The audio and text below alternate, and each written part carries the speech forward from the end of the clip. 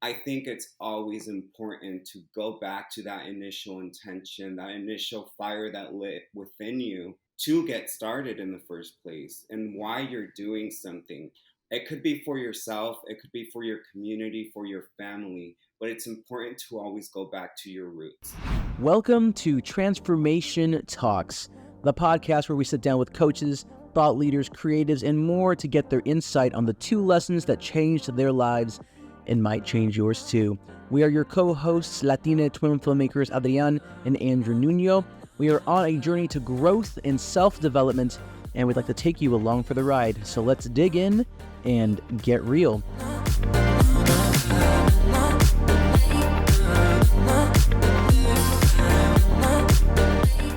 And we are so excited to have Juan Acosta with us today.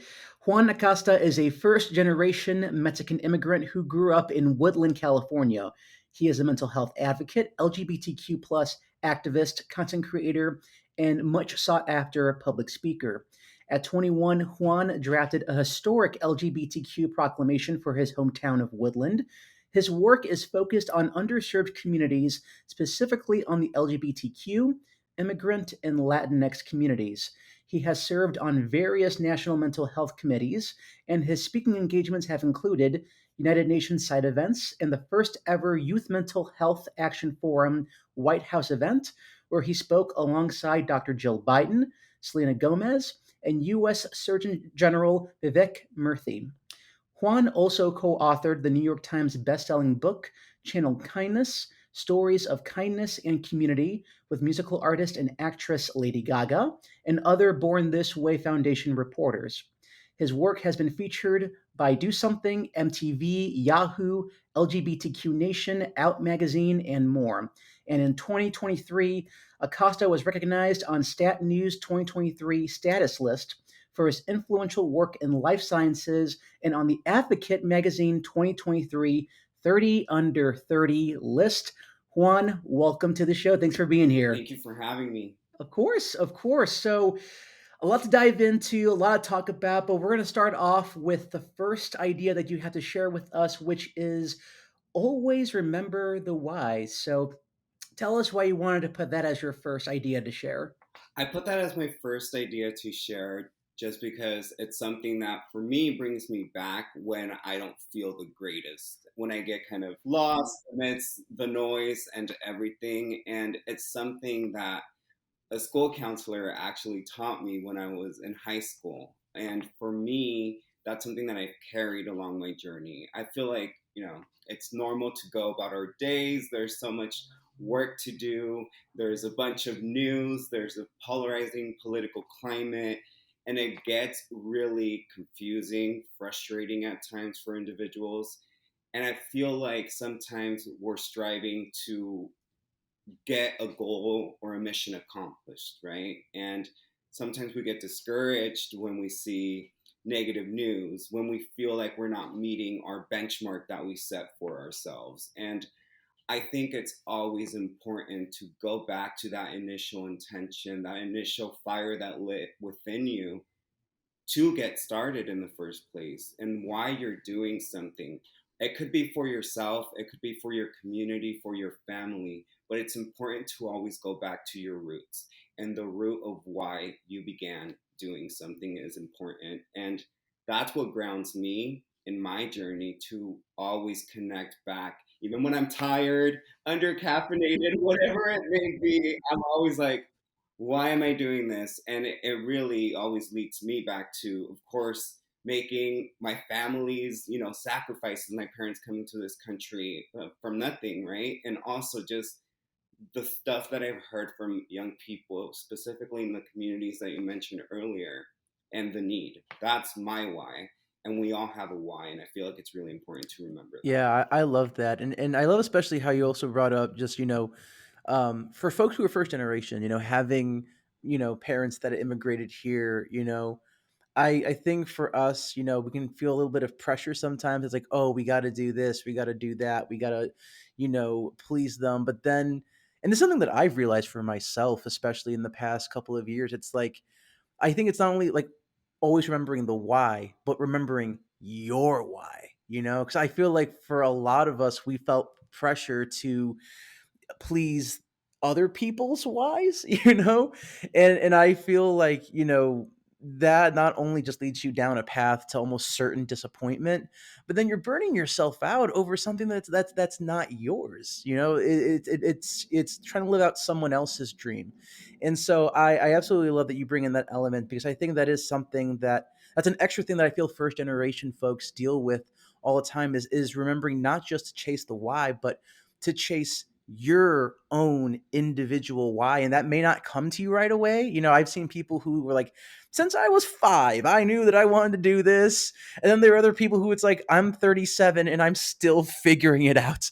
It's like, either way, so long as you're in pursuit of that why, whether it comes to you from childhood or whether you're still figuring out, I think discovering what that is such a beautiful thing. And it's something that I know for Adrian and I, it's something that we certainly come back to, especially when we're, in the middle of a film shoot. It's like 6 in the morning and you're on your way out there and it's like, why did I want to be a filmmaker again? And then it's like, oh, wait, right. This is why. Exactly, exactly. And kind of to add further to what you said, Andrew, about never forget to chase your why, that really resonates with me because, especially growing up in a Latinx household, I feel like we're going after not just our dreams, but also our parents' dreams of what they wanted for themselves, for us when they first came to America, and what they aspired to have for themselves, for their children, for their families. And so it's a lot of pressure that you're having on your back when you're growing up, going to high school, going to college, kind of going head to head with these thoughts of what you want to aspire to achieve for yourself versus what your parents and maybe your aunts and uncles, what everybody, in your family wants you to pursue and thinks you should go after. And so I found myself butting heads so much with what I wanted to do. So even when I was 18 years old, I didn't know what I wanted to do for a college degree. I had no idea what it was I even wanted to do for a job. So I went to community college.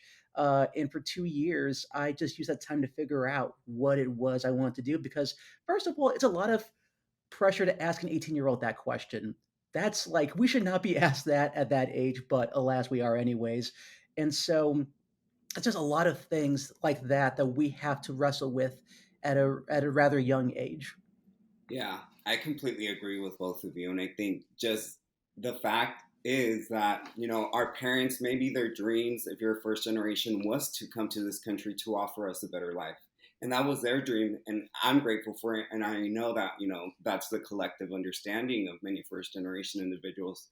But there's also that reality that you all mentioned, is that we all have our own dreams that we need to chase. And I think it's very important. It is scary, right? You're learning, even I think requesting days off at work as first generation individuals is kind of like, oh my God, do I take a day off? I never saw my parents take a day off and all of that. But it's stuff that, while it's stuff that we're grateful for, it's stuff that we also have to unlearn a bit and learn how to prioritize our own dreams as well. And it's funny because I always kind of relate it, right? Maybe my parents, when they had me, were like, he's going to marry a beautiful woman in a big church wedding. And then it just didn't, it's not going to happen. Yeah, yeah. And it's just, that's the reality, right? We all have a vision, right? But it's up to us to carry out our own Yeah. lives. Oh, I love everything about what you just said, Juan. Because yeah, we totally resonate. Like I remember, growing up, our dad was like, was like, oh yeah, one of my big dreams is, all of my sons and I are, having a drink and watching sports, and your wives and your mother are in the kitchen, cooking stuff, and it's like, so many things wrong with that, but also like that's not going to happen.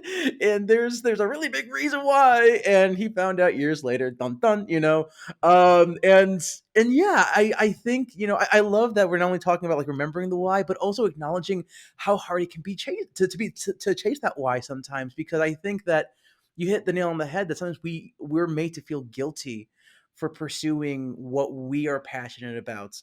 I think the Latino community is so centered on the family, and being there for the family and helping out the family, that to go out and chase your own thing, it can be viewed as selfish, as, oh, you're not doing what you're supposed to be doing to help the family. And so we can feel very shy and very, very hesitant to chase after our why, even after we know what it is.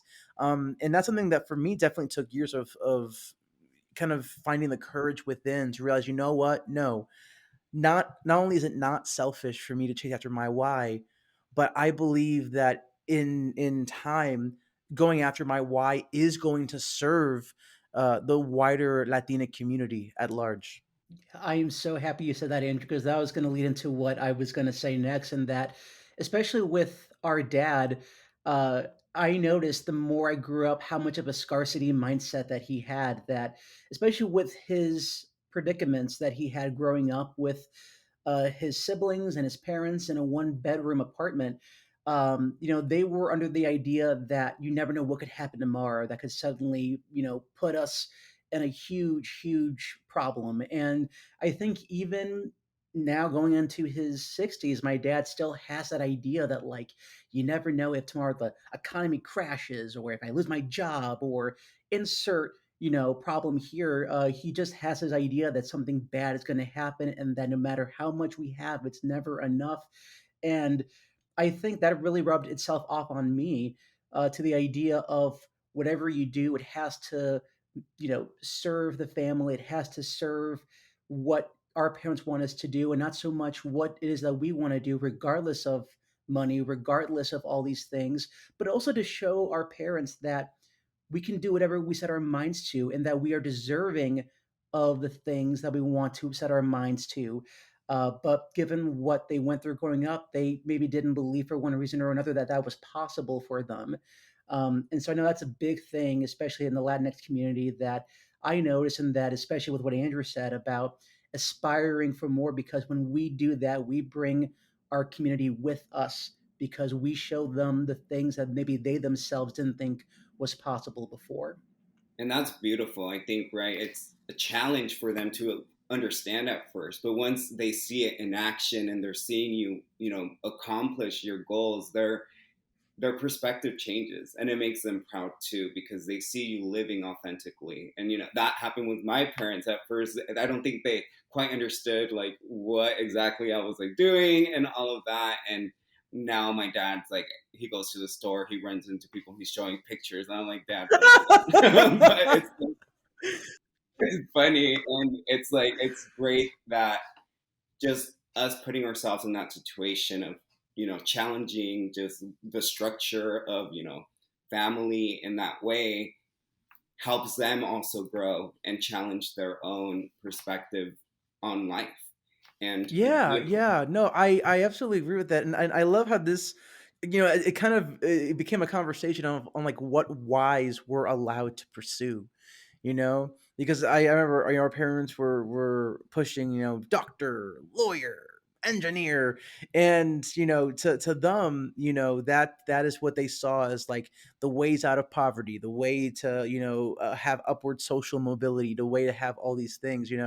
When we told our parents, hey, we want to be in film, like that, that wasn't exactly what they had in mind. But to your point, Juan, like they didn't know that that is something that was possible. They thought that was a dream for folks who were more, economically stable, folks who had, thousands upon thousands of dollars to burn to make art.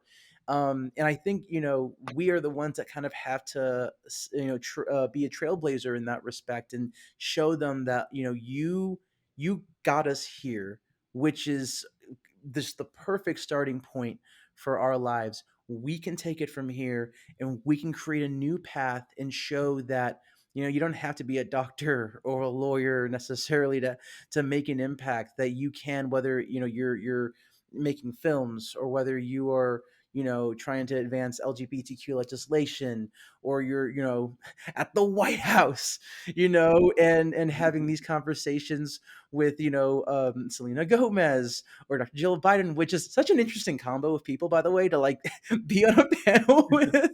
Like, I love that. And so I love that, through them chasing their whys, we get to expand our boundaries on the whys that we get to chase as a result.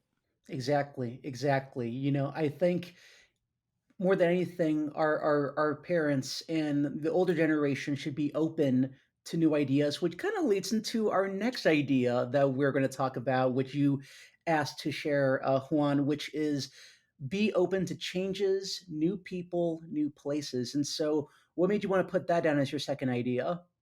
I think for me, that's something that I struggled with at first. I think there was a lot of the first time for me, right? Like as first generation immigrants, I didn't grow up going to Disneyland. I didn't grow up like going to traveling. And for me, even getting like, going to like different states was a bit scary at first. Meeting new people, like going to these places by myself was scary.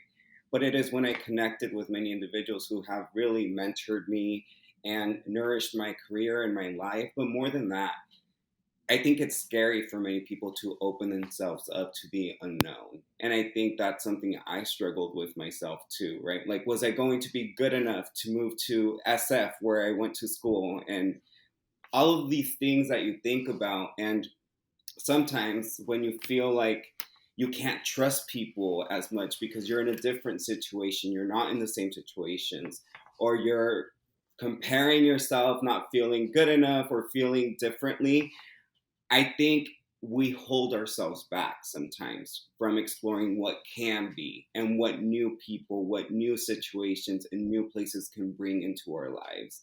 And it is scary, but I think it's something that has benefited my life in a tremendous way because I've been able to learn about different cultures, people's lived experience. And now I have knowledge. I'm not an expert, but I have knowledge about what their lives are like. And I wouldn't have that if I wouldn't challenge myself to step out of my comfort zone, of the people I surround myself with, the people I grow up with. The only way we're able to really see the world is through either going to new places or meeting people who are completely different from us in their upbringing. But once you get to talk to them, you realize you have many things in common with them. Yeah, absolutely. And I think in many ways this kind of goes back into what we talked about before, that in being first generation, we were oftentimes the first ones to be the firsts in a lot of things, going to college, moving to a bigger city, exposing yourself to, different cultures, different ways of life. And I think that can be a very scary thing when it's all unknown. You like I My parents didn't really know all that much about applying for FAFSA or how to get through college to get to a bachelor's degree. They just knew that you needed to go. That's all they knew. They're like, we have no idea how to do this, but we just know it's good for you. And I'm like, well, that does not. Okay, well, we'll just figure it out then.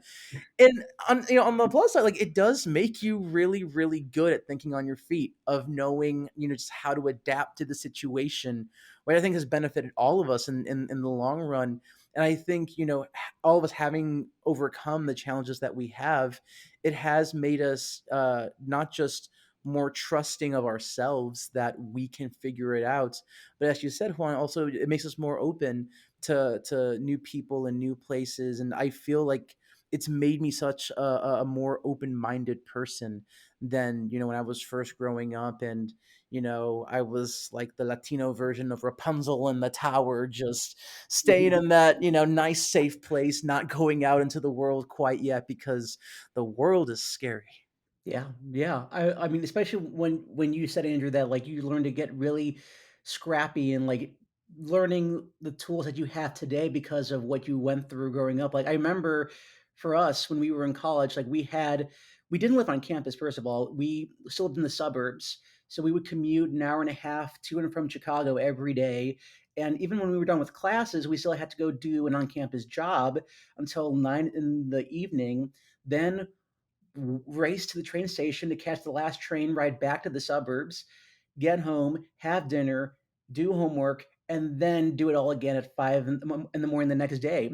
So, like, despite how hard and trying those times were to have to travel rain or shine, snow or no snow, you name it, like, it taught me so many things that I use today to, do stuff to do in my day job, stuff to do with the work that we do on the side, you name it. And so, I think that's one thing that's really made me stronger.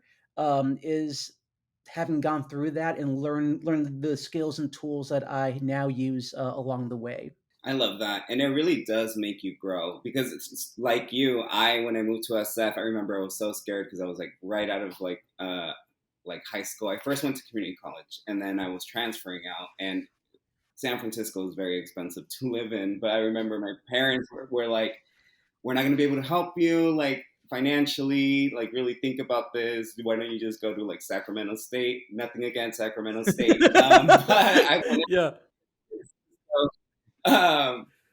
And I did it. I was working also full time. I was waking up at 4 a.m. to do cafe shifts, and then going right to class right after that. I was taking 16 units each semester. It was wild, but it made me grow, and it challenged me to really be dedicated and very, very focused on the goal there. And I think it goes back to remembering the why. Why was I there? I was there to get my degree. I was there to grow. And what's beautiful about challenging yourself in that way is that you're able to get a sense of reassurance from yourself to believe in yourself through even scary stuff, challenging situations, or stuff that you may be scared of. And it also helps you teach that down the line to other people who may be second guessing themselves, who may be scared of change, because you now have that experience that you're able to share with others as well. Yeah, and one thing actually that's the first when you said that being the first one to do these things may influence other people. The very first thing I thought about in that regard was actually therapy, because Adrian was the first person in our family to ever go to therapy. For years it was just like this thing that was talked about, kind of walked around, and no one ever really actually went and did the thing. And so Adrian started therapy, and then my older brother started therapy, and then I started therapy. And for years we were like trying to like get our parents on it. And last year our mom started therapy, and it's just like, oh my god, I was like doing cartwheels and stuff when I heard that, because it's like I feel, especially in the Latina community, therapy is so stigmatized, and I'm so happy that it took a while. It took years and years and years to push our folks towards this. But I feel kind of like you said, they were inspired by seeing our example and seeing how you don't have to have the world crumbling down around you in order to have to go to therapy. Sometimes it's literally like, remember that thing from 50 years ago that you thought you were over? Turns out you're not. And you have to just go and do the work. And I totally agree that sometimes your bravery into going into the unknown can inspire others to do the same as a result. Yeah, not just that it's brave to do therapy or to seek help for your mental health, but that more than anything, it's okay. It is 100% okay and normal. And I know that the media doesn't do a great job of trying to destigmatize mental health, especially with the rise of, you know, violent shootings and how a number of reporters and outlets report these people having mental health issues. People might feel like if I go and seek mental health help, I might be seen as someone like that, and that couldn't be farther from the truth. I think if we just took steps to just be more open about our struggles as well, especially in the social media world where it's just a highlight reel of our lives, I think people will feel more comfortable opening up about the things that they're going through instead of suffering in silence, because it never fails that whenever we hear about someone who may have taken their lives, we always say without fail, I wish they told me. I wish they said something. I wish they spoke up. And yet, as a society, I feel like we were conditioned to try to always be okay when it's okay to not be okay. And I wish that were more commonplace, especially in a world that just went through a freaking pandemic and we're still trying to pick the pieces back up together. And on top of that, now we're in the midst of wars and you name it. So it's hard times that we're living in, and it's okay to not be okay, but it's okay to seek the help that you need. And that's the most important thing. Well, you both know I 100% agree with everything you just. Yeah.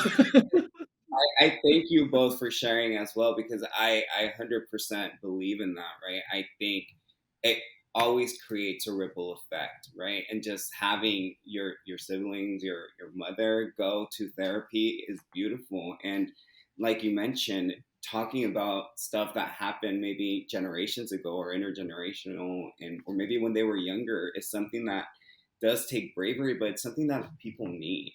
And right, and it, like even my parents now, like I'll be like, I'm stressed out, or I'll send it in the group chat with all my siblings and something, and it's so normal for us now to talk about it too, and it better be. But Yeah. I think the case here, though, too, is just people need to remind themselves that we all have mental health, right?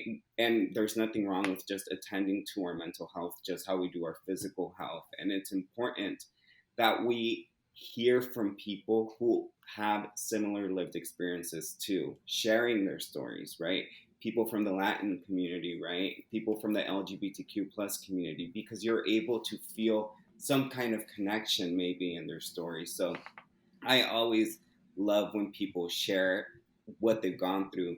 And I think as the Latinx community, we constantly live on survival mode, Mm. especially at times like this. You all spoke about the scarcity mindset. You spoke about just first generation experience, all of that. But I think it's living on survival mode, as mentioned earlier, always working, not taking a day off because they got to pay bills, they got to put food on the table. Very real, stressors.